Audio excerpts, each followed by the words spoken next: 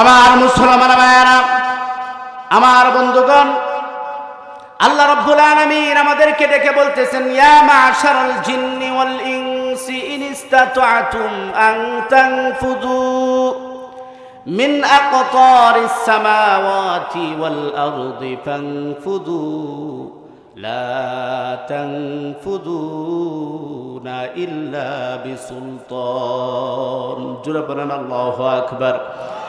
আল্লাহ রাব্বুল আলামিন বলেন, ও দুনিয়ার মানব জাতি, ও দুনিয়ার জিন জাতি, আমার আইন, আমার হুকুম, আমার বিধান যদি তোমাদের ভালো না লাগে, আমার পৃথিবী সৃষ্টি করা থেকে তোমরা বের হয়ে যাও।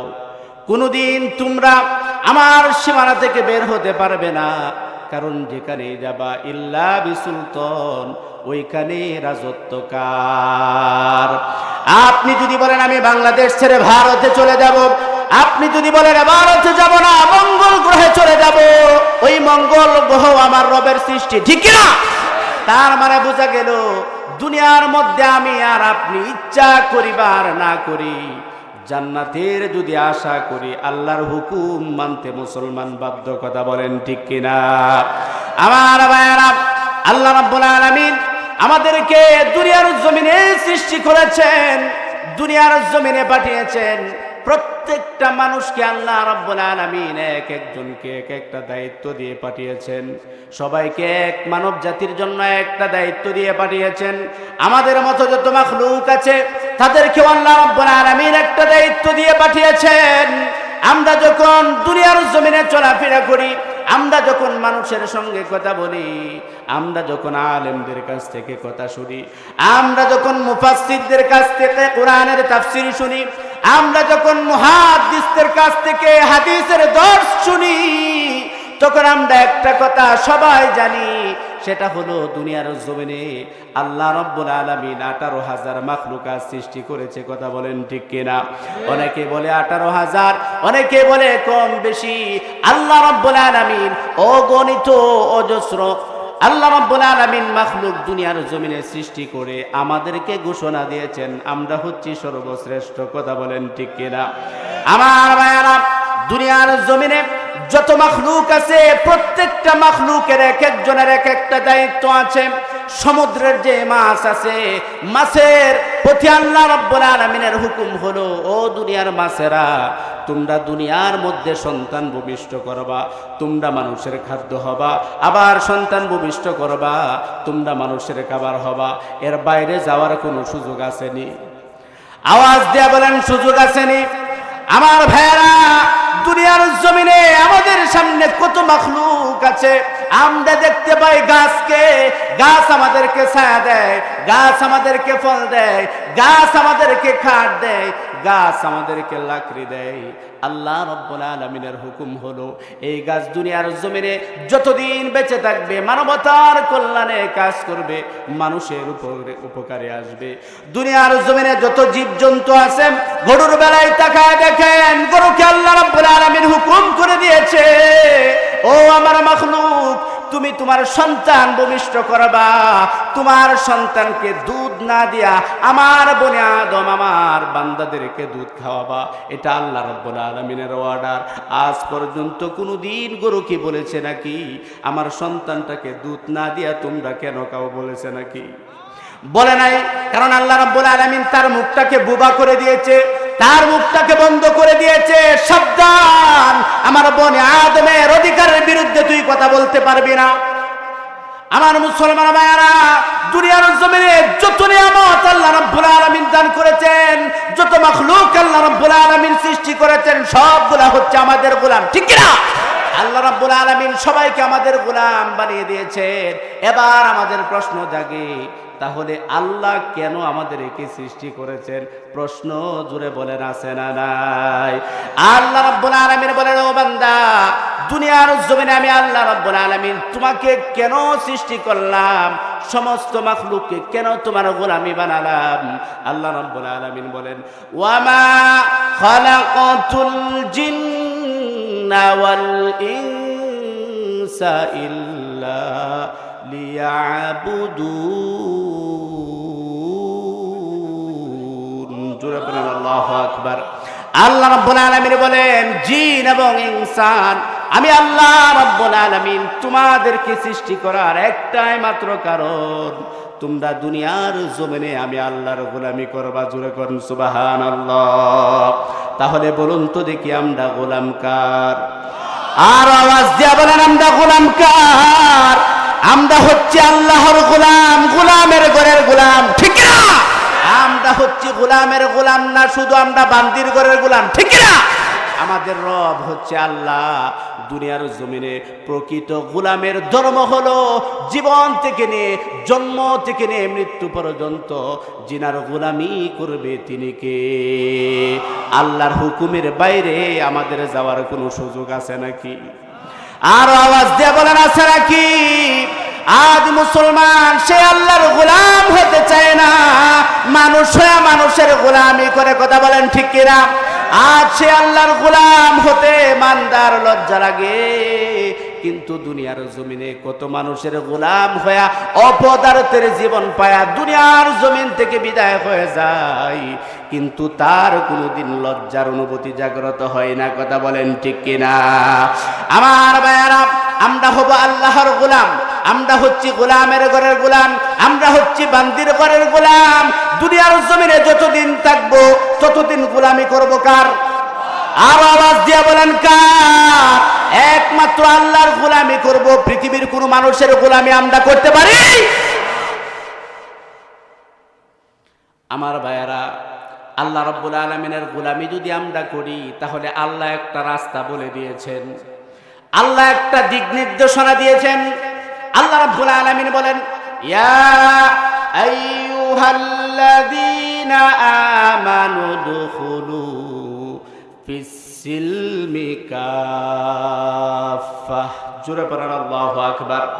আল্লাহ রাব্বুল আলামিন বলতেছেন, ইয়া আইয়ুহাল্লাযীনা আমানু দুখুলু ফিস-সিলমি কাফাহ।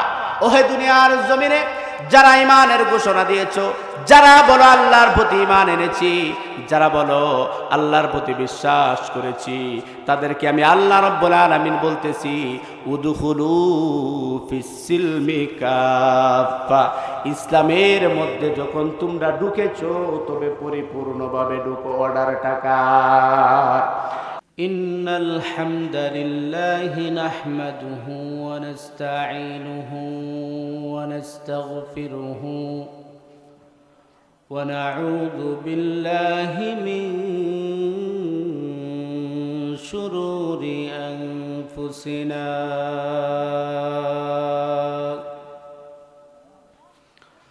ومن سيئات أعمالنا، من يهده الله فلا مضل له ومن يضلله فلا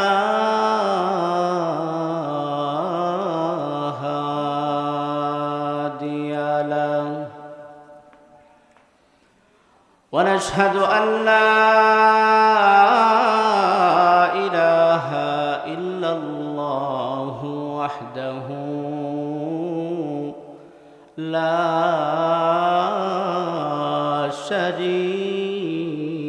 شريك له، ونشهد أن سيدنا وسندنا وحبيبنا وطبيبنا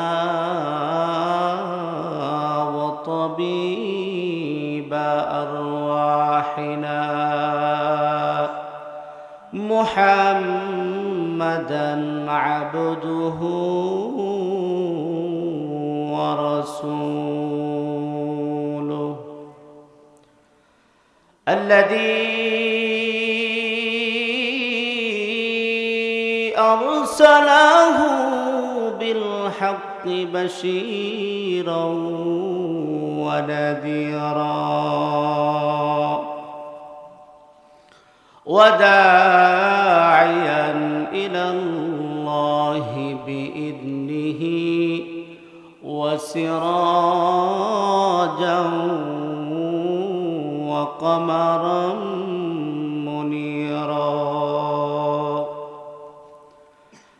أما بعد فأعوذ بالله من الشيطان الرجيم.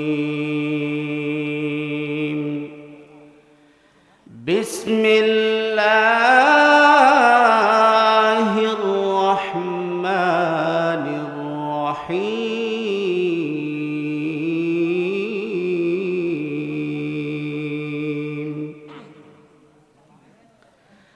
يا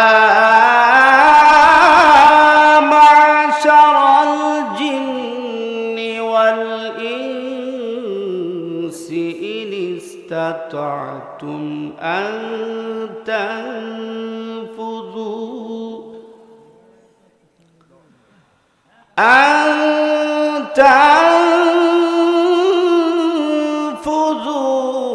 لا تنفذون إلا بسلطان.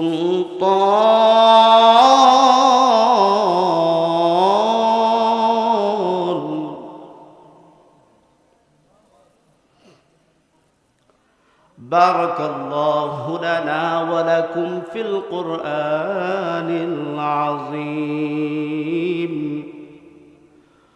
ونفعنا وإياكم بالآيات والذكر الحكيم. إن الله وملائكته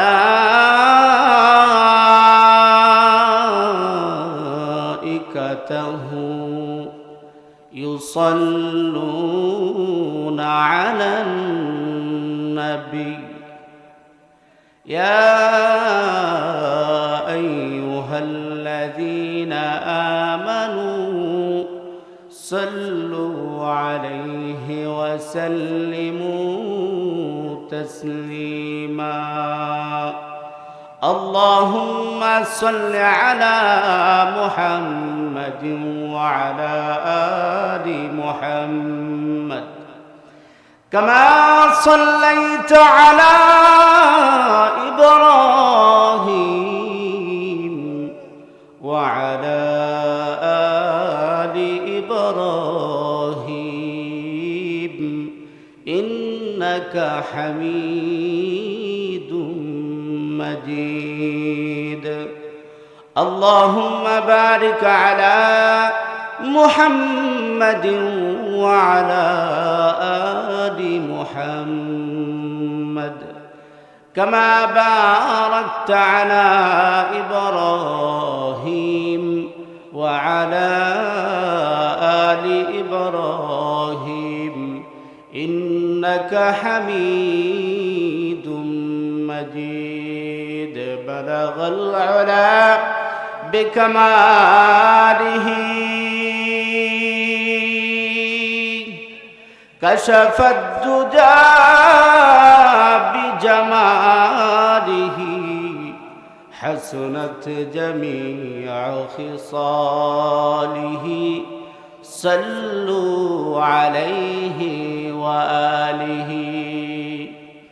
মনটা যদি হইতো প্রবল হাওয়া,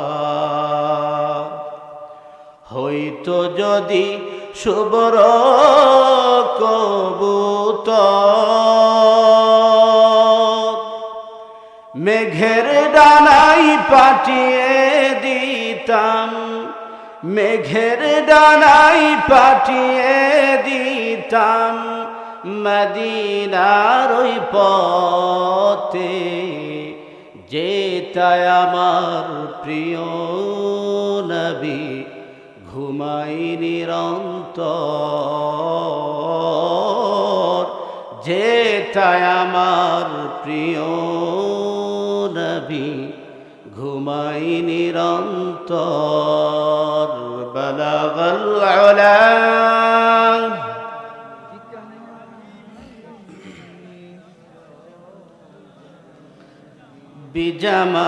বিজামালিহি হাসনাত জামিআ খিসালিহি। সাল্লু আলাইহি ওয়া আলিহি একটু জিকির করেন লা ইলাহা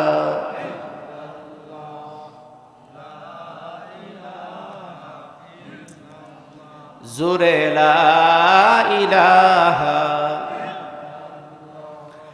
লা ইলাহা ইল্লাল্লাহ লা ইলাহা ইল্লাল্লাহ লা ইলাহা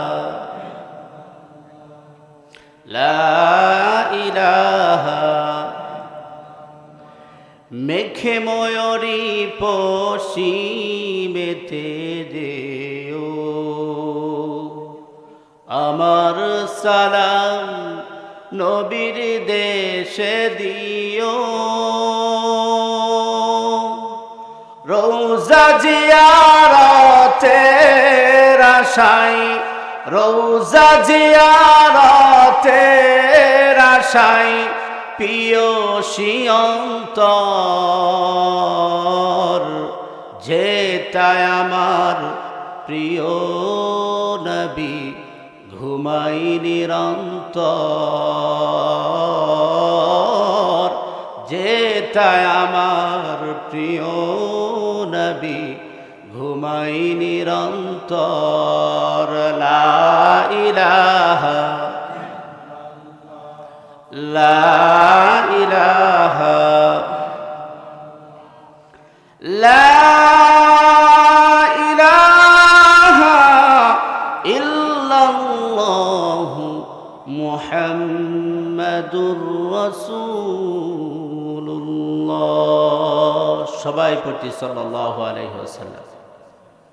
ঈমানের পথে অবিচল থেকে আমার মরণ যেন হয় ঈমানের পথে অবিচল থেকে আমার মরণ যেন হয় তোমারি কাছে মিনতি আমার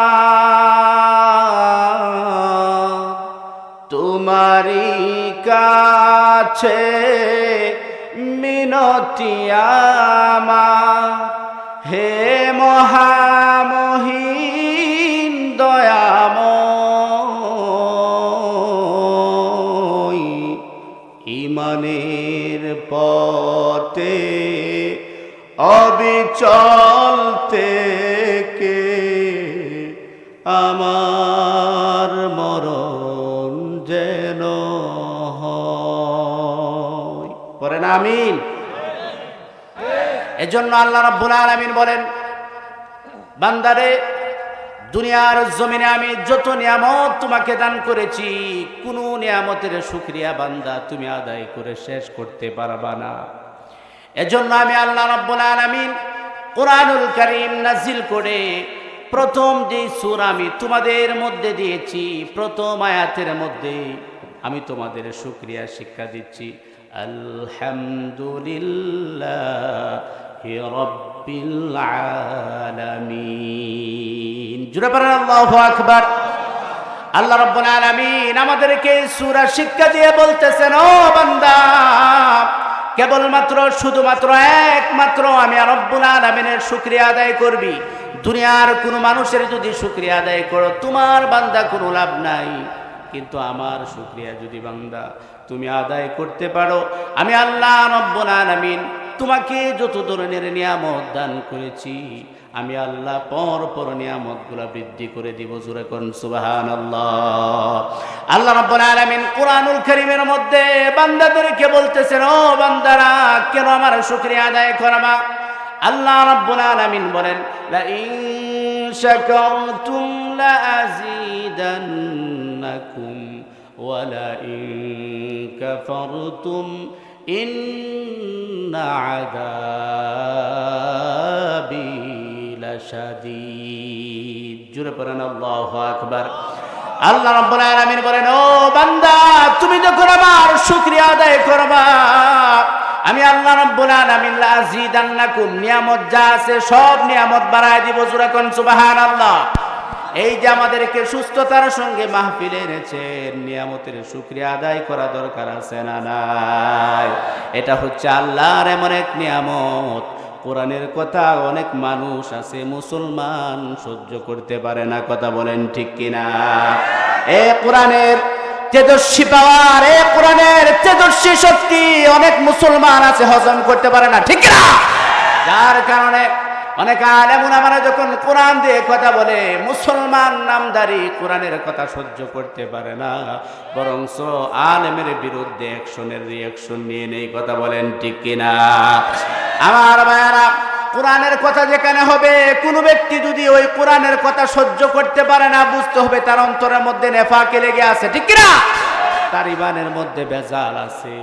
কারণ একজন মুসলমান সে সব কিছু অমান্য করে যেতে পারে, কিন্তু যখন তার সামনে আল্লাহর কথা বলা হবে, কোরআনের কথা বলা হবে, একজন প্রকৃত মুসলমানের ধর্ম হলো সামিআনা ওয়া আতাআনা, শুনলাম এবং মেনে নিলাম, কথা বলেন ঠিক কিনা? আমাদেরকে ওই রকম মুসলমান থেকে হেফাজত করুক, পড়েন আমিন। আমরা কোরআনের কথা শুনতে রাজি আছি তো ইনশাআল্লাহ? আছি তো ইনশাআল্লাহ? যদি আমার বিরুদ্ধে যায় পারবে? যদি আমার আত্মীয়র বিরুদ্ধে যায়, যদি আমার দলের বিরুদ্ধে যায়, পৃথিবী এক দিক থেকে দিগন্ত হয়ে যাবে। কোরআনের আইন, কোরআনের কথা বলা কোনোদিন অন্যদিকে বাইরাত হতে পারে না, কথা বলেন ঠিক কিনা?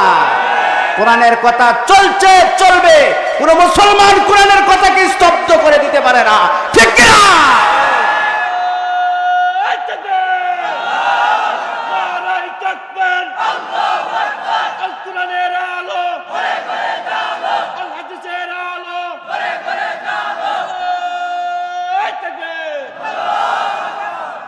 প্রিয় ভাইয়েরা, কষ্ট পাচ্ছেন আপনারা?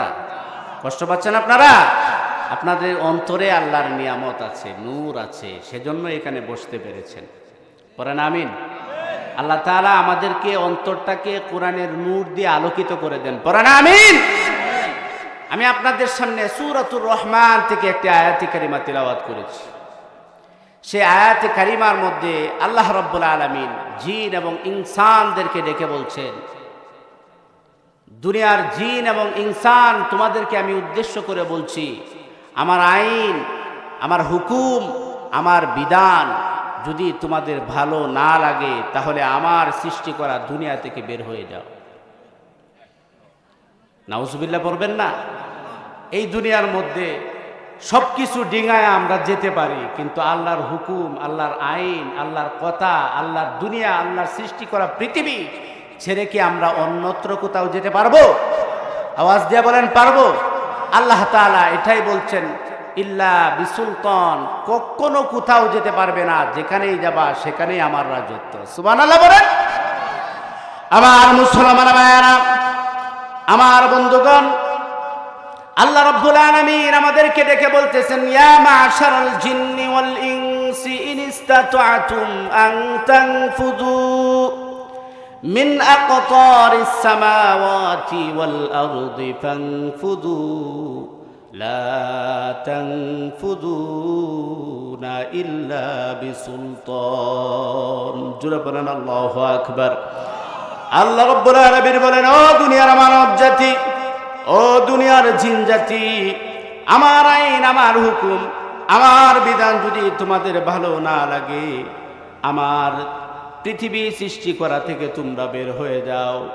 কোনোদিন তোমরা আমার সীমানা থেকে বের হতে পারবে না, কারণ যেখানে যাবা ইল্লা বিসুলতান, ওইখানে রাজত্ব কার? আপনি যদি বলেন আমি বাংলাদেশ ছেড়ে ভারতে চলে যাব, আপনি যদি বলেন ভারতে যাব না, মঙ্গল গ্রহে চলে যাব, ওই মঙ্গল গ্রহ আমার রবের সৃষ্টি, ঠিক না?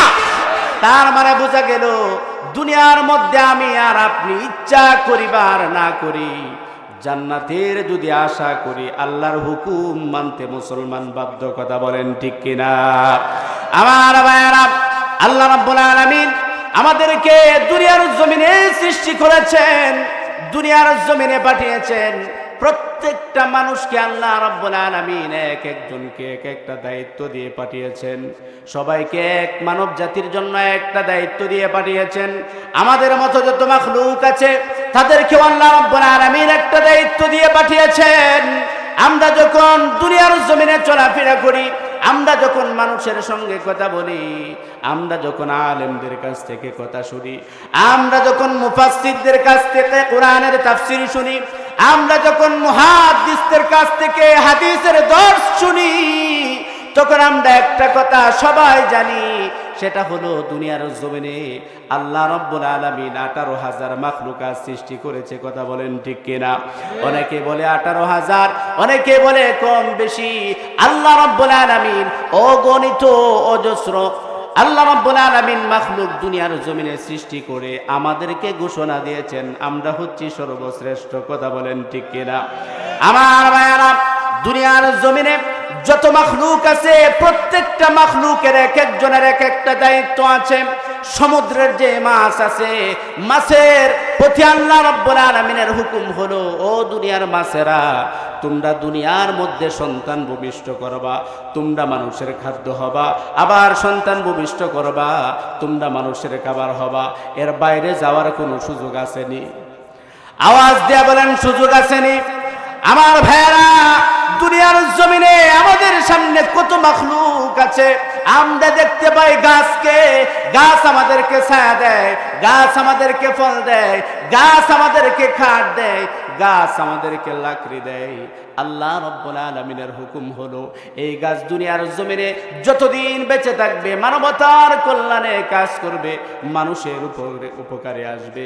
দুনিয়ার জমিনে যত জীবজন্তু আছে, গরুর বেলায় তাকায় দেখেন, গরুকে আল্লাহ রাব্বুল আলামিন হুকুম করে দিয়েছে, ও আমার মাখলুক, তুমি তোমার সন্তান ভূমিষ্ঠ করবা, তোমার সন্তানকে দুধ না দিয়া আমার বনি আদম, আমার বান্দাদেরকে দুধ খাওয়াবা। এটা আল্লাহ রাব্বুল আলামিনের অর্ডার। আজ পর্যন্ত কোনোদিন গরু কি বলেছে নাকি আমার সন্তানটাকে দুধ না দিয়া তোমরা কেন খাও? বলেছে নাকি? বলে নাই।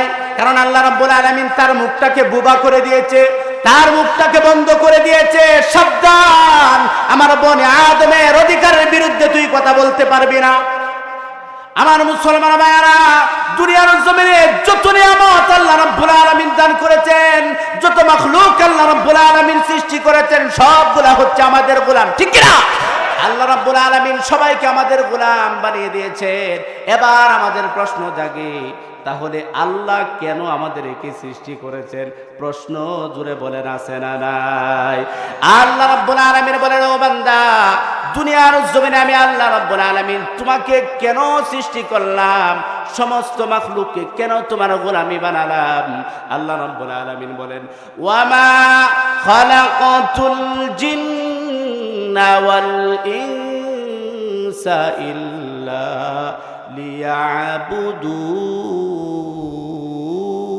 লিয়াবুদুন। জোরে বলেন আল্লাহু আকবার। আল্লাহ রাব্বুল আলামিন বলেন, জিন এবং ইনসান, আমি আল্লাহ রাব্বুল আলামিন তোমাদেরকে সৃষ্টি করার একটাই মাত্র কারণ, তোমরা দুনিয়ার জমিনে আমি আল্লাহর গোলামি করবা। জোরে করুন সুবহানাল্লাহ। তাহলে বলুন তো দেখি, আমরা গোলাম কার? আর আওয়াজ দিয়া বলেন, আমরা গোলাম কার?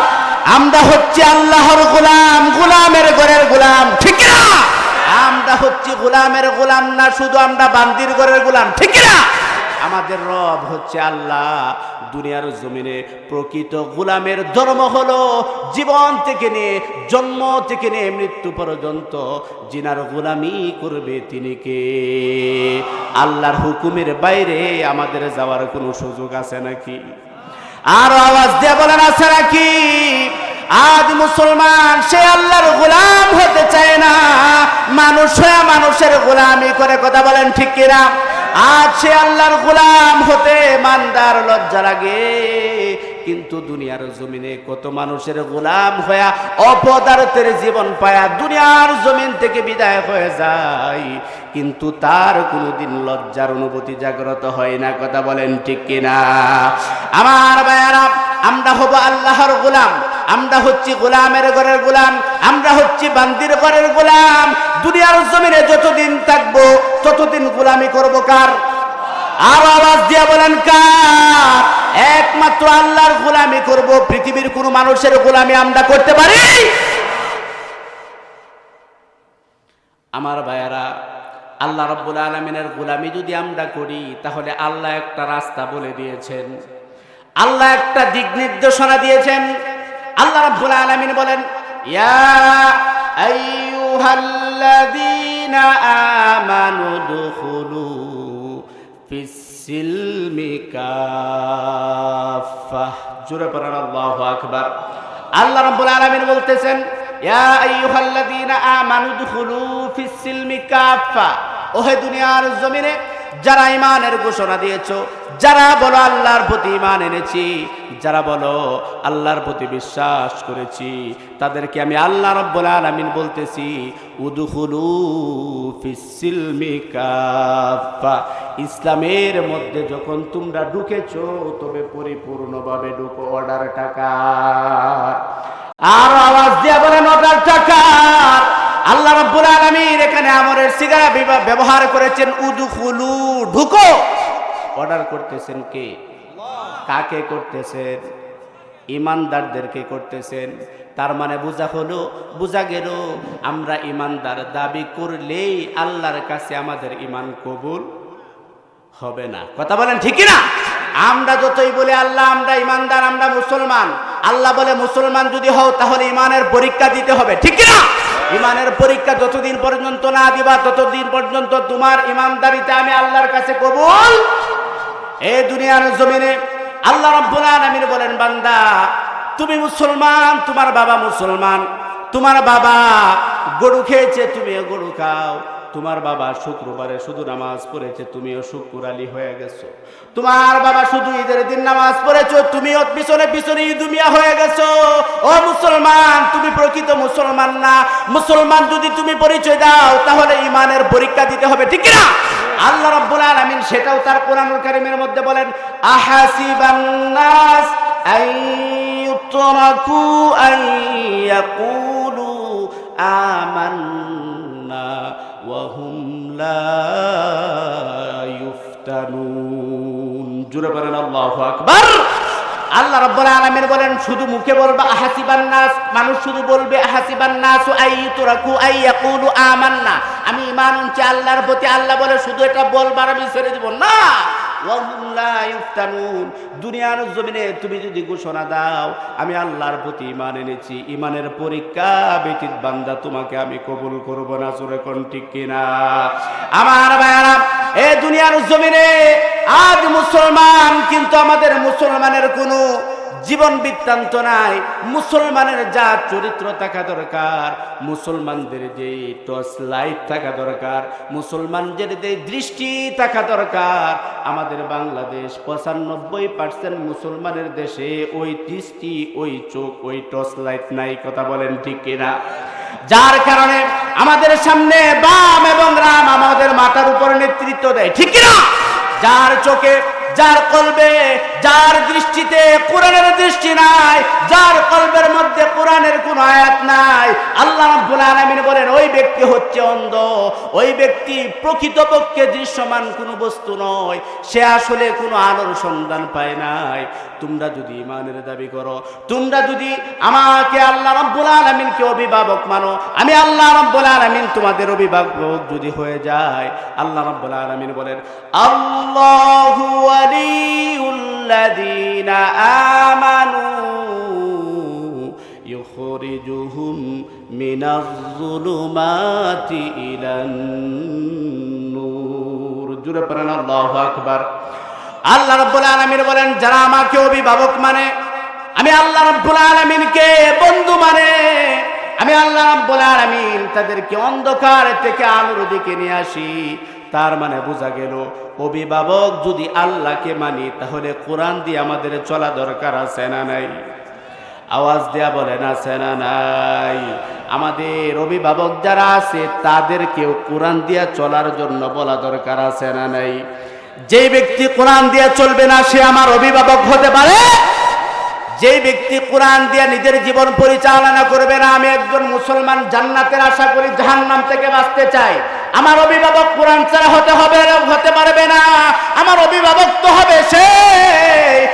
ব্যক্তির দৃষ্টি কোরআনের দৃষ্টি, যে ব্যক্তির চলাফেরা কোরআনের চলাফেরা, ঠিক না? আজ আমরা এখান থেকে পিছিয়ে আসি বিদায় আমাদের মুসলিম, ঠিক কিনা? আমার ভাইয়েরা, হুজুর আপনি বলতেছেন ফুটবলের জাতি, মানে কি? ফুটবলের জাতি হচ্ছে, ফুটবল এমন একটা বস্তু, এটার জন্ম থেকে নিয়ে মৃত্যু পর্যন্ত শুধু লাথি খায়। কথা কোন ঠিক কিনা? এটার জন্ম থেকে নিয়ে মৃত্যু পর্যন্ত লাথি খায়, এটা কি আর কোনো কাজে লাগে? কথা বলেন, কাজে লাগে? এখন আমরা মুসলমান হয়ে গেছি ওই ফুটবলের জাতি, আমাদেরকে শুধু লাথি দেয়। কথা কোন ঠিক না? ফিলিস্তিন আমার মুসলমানদেরকে হত্যা করে, আমরা মুসলমান মিছিল দিয়ে আর কান দিয়ে আর কিচ্ছু করার ক্ষমতা? আমার ভাইকে মারা হয় আফগান, আমার ভাইকে মারা হয় চেচনিয়া, আমার মুসলমান ভাই বোনদেরকে হত্যা করা হয় বসনিয়া, আমার মুসলমান ভাইদেরকে হত্যা করা হয় ভারতের গুজরাটে, আর আমি মুসলমান বাংলাদেশে একটা মিছিল দেই, আর আমি শুধু মিডিয়ার সামনে কান্না করি। আমার মুসলমান ভাইদেরকে হত্যা করে আমরা ফুটবলের জাতি হয়ে গেছি। দুনিয়ার জমিনে মেরুদণ্ড নিয়ে খারাবার শক্তি আমাদের মুসলমান কারোর নাই। কথা বলেন ঠিক কিনা? আমার ভাইয়ারা, একটা হাদিস আপনাদেরকে শোনাই। রাসূল সাল্লাল্লাহু আলাইহি ওয়াসাল্লাম এক হাদিসের মধ্যে বলেছেন, দুনিয়ার জমিনে তোমাদের সন্তানগুলা যখন সাবালক হয় তখন দুইটা কাজ তাদেরকে শিক্ষা দিবা। এক নাম্বার কাজ হলো তোমার ছেলেকে তীর এবং ধনুক চালানো শিক্ষা দিবা। দ্বিতীয় নাম্বার, তোমাদের সন্তানদেরকে তোমরা ঘোড়া সাওয়ার বানাবা, যেন তারা নিজের আত্মরক্ষা করতে পারে। বর্তমান ওই হাদিসের ব্যাখ্যা যদি করতে হয় তাহলে হবে তোমার সন্তানকে AK-47 কিভাবে চালাতে হয় এটা শিক্ষা দিবা। কথা ঠিক কিনা? ঠিক কিনা? তোমার ছেলে কিভাবে মোটরসাইকেল, কার, হেলিকপ্টার চালাতে হয় এটা শিক্ষা দিবা। এটা হচ্ছে বর্তমানের তাফসীর, বর্তমানের ব্যাখ্যা। কেন হুজুর এই কথা বললেন? আজ 1 কোটি ইহুদি 200 কোটি মুসলমানকে কানে ধরে টানে, একের পর সকাল সন্ধ্যা হত্যা করে, মুসলমান কিচ্ছু করতে পারে না। একটাই মাত্র কারণ, সেই মুসলমান সোনার ইতিহাস ভুলে গেছে। সন্তানদেরকে যদি এই শিক্ষা দেওয়া হয়, ওই কথা বাদ দিলাম, মসজিদের মিম্বরে যদি ইমাম সাহেব এই হাদিসের আলোচনা করে আর যদি বলে আপনার ছেলেটাকে AK-47 চালানোর শিক্ষা দিবেন, আর মোটরসাইকেল আর হেলিকপ্টার, বিমান, কার এগুলা চালানোর শিক্ষা দিবেন, এই কথা শুনলে 5 ওয়াক্ত নামাজি বলবে হুজুর এটা জঙ্গি হয়ে গেছে। কথা বলেন ঠিক না? আজ আমাদের অস্তিত্ব সংকটে কেন? আজ মুসলমানদেরকে ফুটবলের জাতি বানিয়েছে কেন? একটাই মাত্র কারণ, মুসলমান তার কোরআন থেকে দূরে সরে গিয়েছে, মুসলমান তার সোনার ইতিহাস থেকে দূরে চলে গিয়েছে, যার কারণে দুনিয়ার জমিনে 1 কোটি ইহুদি 200 কোটি মুসলমানকে হেনস্থা করছে। কথা বলেন ঠিক কিনা?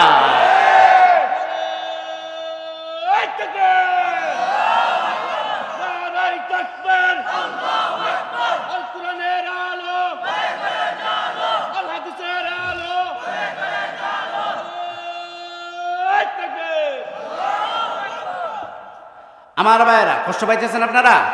এটা হচ্ছে বর্তমান পৃথিবীর বাস্তবতা। আপনার অভিভাবক যদি কোরআনের জ্ঞানী না হয়, আপনার অভিভাবক যদি কোরআনের দূরদর্শিতায় দূরদর্শিত না হয়, তাহলে বুঝতে হবে আপনার অভিভাবক এটা অন্ধ, কোরআনের জ্ঞান নাই। অন্ধ যদি আপনাকে রাস্তা দেখায় তাহলে সে নিজেও খাদে পড়বে, আপনাকে নিয়ে পড়বে। কথা বলেন ঠিক কিনা? এজন্য বাংলাদেশ বর্তমানে একটি সেন্ট্রাল পয়েন্টে, টার্নিং পয়েন্টে দাঁড়িয়ে আছে। বাংলাদেশ একটি টার্নিং পয়েন্টে দাঁড়িয়ে আছে। আগামী যে বাংলাদেশ বিনির্মাণ হচ্ছে, সেই বাংলাদেশ বিনির্মাণে যারা কোরআনের দৃষ্টিতে চোখ দিয়ে পৃথিবীর জমিনে তাকায়, তাদেরকেই আমরা অভিভাবক বানাবো। কথা বলেন ঠিক কিনা? কথা বলেন ঠিক কিনা? রাগ করছেন আপনারা? সেটা যেই হোক, এই কোরআন ছাড়া যারা এই দুনিয়ার জমিনে বাম এবং রামদের পা চাটবে, বাংলাদেশের জনগণ তাদেরকে প্রত্যাহার করবে। কথা বলেন ঠিক কিনা?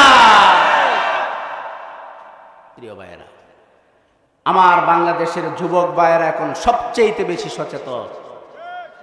আমি গর্ব করি আমার যুবক ভাইদেরকে নিয়ে। বিভিন্ন মাহফিলে যখন থাকি, আলহামদুলিল্লাহ আমার গর্ব হয়। বুড়ো মুরব্বী বাবাদের চাইতে যুবক ভাইদের উপস্থিতি বেশি দেখি। কারণ এই যুবক ভাইদেরকে আপনি যদি ফিরাতে চান তাহলে সঠিক অভিভাবকের অধীনস্থ করতে হবে। যদি অভিভাবক উল্টা পাল্টা হয় তাহলে যুবক সুদ্ধা কি উল্টা পাল্টা হয়ে যাবে। কথা বুঝতে পারছেন তো? কষ্ট পাইছেন কেউ? মনে কষ্ট আছে কারো? কসম আল্লাহ, ওয়াল্লাহি কাউকে কষ্ট দেওয়ার জন্য আমি কথা বলি না। কেউ যদি কষ্ট পেয়ে থাকে তাহলে মূলত সেও কষ্ট পাওয়ার ছিল না, তার অন্তরের মধ্যে নেফাকে আছে বিদায় শয়তান তার অন্তরে কষ্ট লাগাই দিয়েছে। কথা বলেন ঠিক না? আল্লাহ তাআলা আমাদেরকে বুঝার তৌফিক দান করুক, করুন আমিন। আমার ভাইরা, আল্লাহ রাব্বুল আলামিন দুনিয়ার জমিনে আমাদেরকে সবচাইতে যে বড় নিয়ামতটা দান করেছেন সেটার নাম হচ্ছে আল কোরআন। সেটার নিয়ামত, সেটার নাম কি? আওয়াজ দিয়া বলেন, সেটার নাম কি? সেই কোরআনের কথা সবাই শুনতে পারে না, সবার ভাগ্যে জুটে না। কোরআনের জ্ঞানও সবার অন্তরের মধ্যে যায় না। কোরআনের হাফেজও সবাই হতে পারে। আমার ভাইরা, নবী মুহাম্মদুর রাসূলুল্লাহ সাল্লাল্লাহু আলাইহি ওয়াসাল্লাম দুনিয়ার জমিনে সবচাইতে যে বড় নিয়ামত পেয়ে মুজিজা পেয়ে ধন্য হয়েছেন সেটার নাম হচ্ছে আল কোরআন। জোরে কোন সুবহানাল্লাহ। সেটার নাম হচ্ছে আল কোরআন। কিন্তু সেই কোরআন দিয়া যখন রাসূল মানুষদেরকে ডেকেছে তখন একটা জাহিল যুগকে একটা উন্নত আভিজাত্য এবং আদর্শ যুগে পরিণত করে দিয়েছে। কথা বলেন ঠিক কিনা? আমার ভাইরা, কোরআনের কথা সবাই শুনতে পারে না, কোরআনের হেদায়েত সবাই পায় না। নবী মুহাম্মদুর রাসূলুল্লাহ সাল্লাল্লাহু আলাইহি ওয়াসাল্লাম দুনিয়ার জমিনে সবচাইতে বেশি কষ্ট করেছেন, দুনিয়ার জমিনে সবচাইতে বেশি নির্যাতিত হয়েছেন, সবচাইতে বেশি সাপোর্টও পেয়েছেন নিজের আত্মীয়র কাছ থেকে, আবার সবচাইতে বেশি বিরোধিতা পেয়েছেন নবী নিজের আত্মীয়র কাছ থেকে। অনেক আপনজন ছিল, তারা কোরআন মানে নাই, নবীকে মানে নাই, কোরআনের নূর তাদের অন্তরের মধ্যে ঢুকায় নাই, ঢুকাতে তারা নিজেরা চেষ্টাও করে নাই। নবী মুহাম্মদুর রাসূলুল্লাহ সাল্লাল্লাহু আলাইহি ওয়াসাল্লামের আপন চাচা আবু তালিব, যিনি নিজের সন্তানের চাইতেও নবীকে বেশি মহব্বত করতেন। জোরে কোন সুবহানাল্লাহ। আমার ভাইরা, নবীর চাচা আবু তালিব দুনিয়ার জমিন থেকে যেদিন চলে যাবে, আমার আপনার প্রিয় নবী, আখিরি নবী, দু জাহানের সরদার জনাবে মুহাম্মদুর রাসূলুল্লাহ চাচা মুমূর্ষু অবস্থায় আছে, কথা বলতে পারে তো পারে না, জবান বন্ধ হয়ে যায় তো যায় না, চোখগুলা চিরতরে বন্ধ হয়ে যাবে তো যায় না। এমন সময় আমার আপনার প্রিয় নবী চাচার শিওরে গিয়ে বসে গেছেন, গিয়ে বলতেছেন, ও আমার চাচা যান, আমি আপনার বাতিজা, আমি আপনার বাজিদা মুহাম্মদ, আজ আপনার কাছে শেষ সময় একটা আবদার নিয়ে এসেছি। ও আমার চাচা, আপনি শুধু পড়েন লা ইলাহা ইল্লাল্লাহ মুহাম্মাদুর রাসূলুল্লাহ, এটা পড়ার দরকার নাই। ও চাচা, আপনি শুধু এতটুকু পড়েন, কিয়ামতের কঠিন মুসিবতের সময় যখন মানুষ তার আত্মীয়কে বলে যাবে, মা বাবাকে বলে যাবে, মা বাবা সন্তানকে বলে যাবে, ও চাচা, ওই দিন আমি আল্লাহর সঙ্গে বহস করে আমি আপনাকে মুসলমান পরিচয় দিয়ে আপনাকে আমি জান্নাতে ঢুকাইয়া দিব। আমার ভাইরা, আমার আপনার প্রিয় নবী রাসূলকে যখন এতটুকু বললেন, রাসূলের চাচা আবু তালিব চুপ হয়ে গেছে। এবার মুহাম্মদুর রাসূলুল্লাহ মনে মনে ভাবতেছেন, চাচা মনে হয় কালিমা পড়বে, চাচা মনে হয় কালিমা পড়বে। শিওরে ছিল রাসূলের সবচেয়ে বড় দুশমন আবু জাহেল এবং উতবা সাইবা, তারা তার শিওরে দাঁড়িয়েছিল। তারা নবী মুহাম্মদুর রাসূলুল্লাহ সাল্লাল্লাহু আলাইহি ওয়াসাল্লামের চাচার দিকে তাকায় বলে, ও আবু তালেব, দুনিয়া থেকে চলে যাওয়ার সময় তোমার কিন্তু ঘনিয়ে এসেছে। এমন সময় তুমি যদি তোমার বাতিজার কালিমা গ্রহণ করে মুসলমান হয়ে পড়ো, দুনিয়া থেকে যাওয়ার পর এই বদনাম কি তুমি নিয়ে যেতে চাও নাকি? বাপদাদার ধর্ম ছেড়ে বাতিজার ধর্ম গ্রহণ করার বদনাম কি তুমি নিয়ে যেতে চাও নাকি? তাৎক্ষণিকভাবে আবু তালেব চক্ষু খুলে মুহাম্মদুর রাসূলুল্লাহ সাল্লাল্লাহু আলাইহি ওয়াসাল্লামের দিকে তাকায় বলে, ও আমার ভাতিজা, আমি তোমার কাছে দুঃখিত, আমি যদি এই মুহূর্তে তোমার কালিমা পড়ে মুসলমান হয়ে যাই, যতদিন পর্যন্ত এই আবু জাহেল উতবা সাইবা বেঁচে থাকবে ততদিন পর্যন্ত আমার বদনাম ছড়াবে। এজন্য ভাতিজা, আমি তোমার কালিমা নিতে পারি নাই। বাংলাদেশের মধ্যে এমনও মানুষ আছে যারা কোরআন দিয়ে জীবন পরিচালনা করতে চায়, জানে সৎ, যারা এই কোরআনের সমাজ করতে চায় এটাও জানে সৎ, কিন্তু হ্যান তেনে তাকে বলবে বিদায় ওই সত্যটাকে গ্রহণ করতে পারে না। আছে না নাই? আর আওয়াজ দিয়ে বলেন আছে না নাই? আমার ভাইয়েরা, যুগে যুগে দুনিয়ার জমিনে আবু তালেব থাকবে, দুনিয়ার জমিনে যুগে যুগে আব্দুল্লাহ ইবনে উবাই থাকবে, দুনিয়ার জমিনে মুহাম্মদের উত্তরসূরিরা থাকবে, ঠিক কি না? আমার ভাইয়েরা, নবী মুহাম্মদ রাসূলুল্লাহ সাল্লাল্লাহু আলাইহি ওয়াসাল্লাম চাচাকে বললেন, ও চাচা, আপনি আমাকে আশাহত করে ফেললেন। এই কথা বলার সাথে সাথেই নবীর চাচা আবু তালেব দুনিয়া থেকে চলে গেল। অথচ এই চাচা এমন এক চাচা ছিল, নিজের সন্তানের চাইতেও আমার আপনার রাসূলকে বেশি মহাব্বত করত। জোরে করেন সুবহানাল্লাহ। নিজের সন্তানদেরকে না খাওয়া আমার রাসূলকে ওই চাচা আবু তালেব খাওয়াছে। নিজের সন্তানদেরকে আদর স্নেহ মায়া মমতা না করে নিজের ভাতিজা মুহাম্মদকে আদর করেছে, মায়া করেছে। আমাদের শিক্ষক, আমাদের একমাত্র অনুপ্রেরণা, আমাদের জীবনের একমাত্র বাতেও যাকে আমাদের ইত্তেবা করা আল্লাহ রাব্বুল আলামিন ফরজ করে দিয়েছে, তিনি হচ্ছে মুহাম্মদুর রাসূলুল্লাহ সাল্লাল্লাহু আলাইহি ওয়াসাল্লাম। উনাকে অনুসরণ করলে আমাদের জীবনে কল্যাণ আছে না নাই? আমার ভাইরা, নবী মুহাম্মদুর রাসূলুল্লাহ সাল্লাল্লাহু আলাইহি ওয়াসাল্লামকে এত পরিমাণে ভালোবাসতেন আবু তালেব, কিন্তু কালিমা গ্রহণ করতে পারে নাই, মুসলমান হতে পারে নাই। দুনিয়ার জমিন থেকে যখন বিদায় হয়েছে, কিয়ামতের কঠিন দিনে আল্লাহ রাব্বুল আলামিন তাকেও শাস্তি দিবেন। তার মানে বোঝা গেল, নবীকে শুধু ভালোবাসলেই হবে না, নবীকে অনুসরণ করা দরকার আছে না নাই? আমার ভাইরা, শুধু এই দুনিয়ার জমিনে আমরা নবীকে ভালোবেসেই গেলাম, নবীকে অনুসরণ করতে পারি? আমাদের হুজুরদের মধ্যেও আছে না নাই? কথা কয় না? আছে না নাই? আছে না নাই? আছে না নাই? আমার ভাইরা, নবীকে যারাই অনুসরণ করেছে আমরা বলি ওয়ারাসাতুল আম্বিয়া, আল উলামা ওয়ারাসাতুল আম্বিয়া, আলেম উলামারা হচ্ছে নবীর ওয়ারিস। এই কথা আমরা আলেমরা সবাই বলি, কিন্তু নবীর মতো জীবনে দুনিয়ার জমিনে চলাফেরা করে নবীকে ইত্তেবা করে আমরা দেখাতে পারি না। কথা বলেন ঠিক কিনা? আর যারা ওই নবীকে পরিপূর্ণ ইত্তেবা করে দুনিয়ার জমিনে জীবন পরিচালনা করতে চায়, নবীর মতো তাদের প্রতিও নির্যাতন আছে না নাই?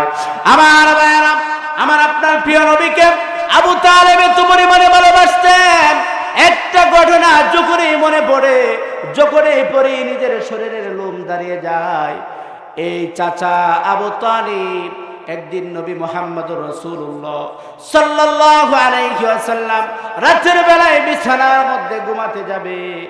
আমার আপনার রাসূলের কাছে আবু তালিব গিয়ে বলতেছেন, ও আমার আদরে ভাতিজা, তোমার বিছানার মধ্যে আজকের রাতে ঘুমিও না, যাও তুমি আমার বিছানায় গিয়ে শুয়ে পড়ো।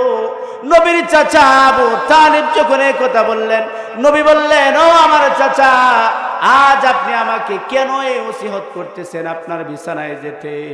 নিজের চাচা আপন চাচা বলে, তুমি যখন বাহির থেকে ঘরের মধ্যে ঢুকেছো, তোমার এই তাবুকে কাফের বেঈমানেরা টার্গেট করেছে, ফলো করেছে।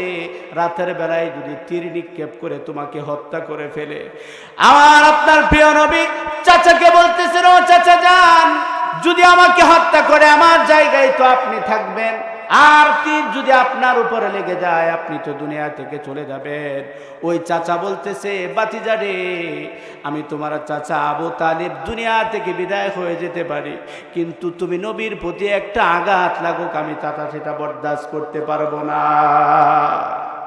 ও ভাতিজা, তোমার প্রতি কোনো আঘাত লাগুক, আমি নবী, আমি তোমার ভাতিজা এটা সহ্য করতে পারবো না। এত পরিমাণও ভালোবেসেছেন ওই চাচা, কিন্তু চাচা তো অনুসরণ করতে পারে চাচা তো অনুসরণ করতে পারে নাই, কিন্তু নবীকে অনুসরণ করে, নবীর অনুকরণ করে, নবীর প্রতি ঈমান এনে দুনিয়ার জমিনে এনে কেমন তেমন কিছু করতে পারে নাই। দুনিয়া থেকে যাওয়ার সাথে সাথে জান্নাতের মধ্যে ঢুকিয়ে দিয়েছেন কে? আমার ভাইরা সাহাবায়ে কেরাম রাদিয়াল্লাহু তাআলা আজমাইনদের জীবনী তাকায় দেখেন, কোন এক যুদ্ধের সময় এক সাহাবী রাসূল সাল্লাল্লাহু আলাইহি ওয়াসাল্লামের সঙ্গে কথা বলছেন। সাহাবীকে রাসূল বলতেছেন, জান্নাতে যাবা নাকি? সাহাবী বলেন, ইয়া রাসূলুল্লাহ, ইয়া হাবিবাল্লাহ, জান্নাতে এই দুনিয়ার জমিনে কে না যেতে চায়? আমিও তো অবশ্যই যেতে চাই, আপনি আমাকে জান্নাতে নিয়ে যান। রাসূল সাল্লাল্লাহু আলাইহি ওয়াসাল্লাম বলেন, কিছুক্ষণ পরে তাবুকের যুদ্ধ শুরু হয়ে যাবে। ওই যুদ্ধের মধ্যে যদি তুমি শহীদ হয়ে যেতে পারো, তুমি জান্নাতি হয়ে যাবে। সাহাবী কিছুক্ষণ আগে মাত্র ঈমান এনেছে, নিজের হাতের মধ্যে কয়েকটা খেজুর ছিল, সাথে সাথে খেজুরটাকে খেজুরটা কেন ফেলে দিলে?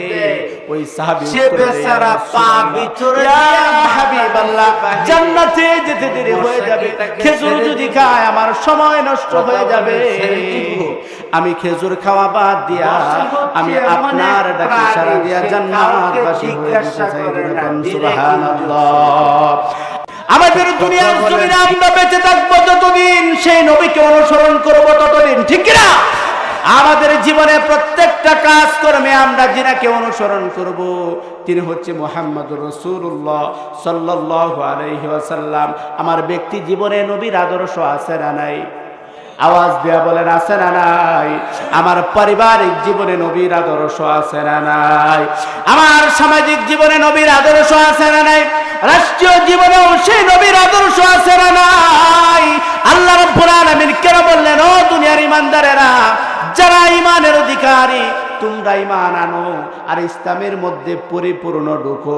ঈমানদারদেরকে আল্লাহ কেন বলছেন ইসলামের মধ্যে পরিপূর্ণ ঢুকতে? তার মানে বোঝা গেল ঈমানদার মুসলমান হইলেই প্রকৃত মুমিন হওয়া যায় না। কথা বলেন ঠিক কিনা? আমার ভাইরা, শীতের বেলায় আমাদের ঘরে বর্তমান সময়ে মশারি আছে না নাই? কথা বলেন, আছে না নাই? আপনার পাটা ভিতরে, মাথাটা বাহির করে দিয়েছেন, তাহলে মানুষ যদি দেখে তাহলে আপনাকে স্বাভাবিকভাবে মেন্টাল অথবা পাগল বলতে পারে। এই মশা এত দৌড়া দৌড়তেছে, মশা এত কামড় দেয়, সে বেচারা পা ভিতরে দিয়া মাথা দিছে বাহিরে। এখন মশা কি তাকে ছেড়ে দিব? কথা বলেন, ছেড়ে দিব? মশা হচ্ছে এমন এক প্রাণী, সে কাউকে জিজ্ঞাসা করে না, ডিরেক্ট ইনজেকশন করে দেয়। কথা বলেন ঠিক না? এই ডাক্তারকে কেউ ফিরাতে পারে? জায়গা মতো যদি দিতে পারে তাহলে জ্বর পর্যন্ত উঠে যায়। কথা বলেন ঠিক কিনা? আমার ভাইয়েরা, মশারির মধ্যে আপনি পা ঢুকিয়েছেন, আপনার শরীরটা বের করে রেখেছেন, স্বাভাবিক মানুষ বলবে আপনি মশারির মধ্যে পরিপূর্ণভাবে ঢুকেন নাই। তাহলে আল্লাহ বলছেন, ও ঈমানদারেরা, ইসলামের মধ্যে পরিপূর্ণ ঢুকো। আপনার ব্যক্তি জীবনে ইসলাম আছে, আপনার পারিবারিক জীবনে ইসলাম আছে, আপনার সামাজিক জীবনে ইসলাম নাই, আপনিও পরিপূর্ণ ইসলামে ঢুকেন নাই। কথা বলেন, কথা বলেন ঠিক না? আপনার রাষ্ট্রীয় জীবনে ইসলাম নাই, আপনিও পরিপূর্ণভাবে ঢুকেন নাই। আর একটা উদাহরণ দেই, আমার মুসলমান ভাইয়েরা, আমরা যখন জামা পরি তখন কি এক হাতা পরি না দুনো হাতা পরি? কথা বলে, এক হাতা পরেও অনেক মানুষ দেখা যায় শার্ট লাগায়া চলতেছে, তখন স্বাভাবিকভাবে বলি এটা হচ্ছে একটা মেন্টাল, এটার মধ্যে রুচিশীলতা বলতে কিচ্ছু, সৌন্দর্য বলতে কিচ্ছু। আপনি যদি মুসলমান দাবি করেন আর আপনার জীবনে কোনো একটা অংশের মধ্যে আপনি কোরআন হাদিস মানেন, আপনার জীবনের কোনো একটা অংশে যদি ইসলাম মানেন আর বাকি অংশে যদি আপনি ইসলাম না মানেন, তাহলে আপনি স্বাভাবিকভাবে পাগলের কাতারে পড়ে যান। কথা বলেন ঠিক কিনা? আল্লাহ রাব্বুল আলামিন কোরআনুল কারীমের মধ্যে বলেন, আফাতুমিনুনা বিবাদিল কিতাবি ওয়া তাকফুরুনা বিবাদ। জোরে পড়েন আল্লাহু আকবার। আল্লাহ রাব্বুল আলামিন বলেন, তোমরা দুনিয়ার জমিনে আমার কোরআনের কিছু অংশ মানবা আর কিছু অংশ মানবা না। তা হতে পারে না, তা মুসলমানের বৈশিষ্ট্য হতে পারে না।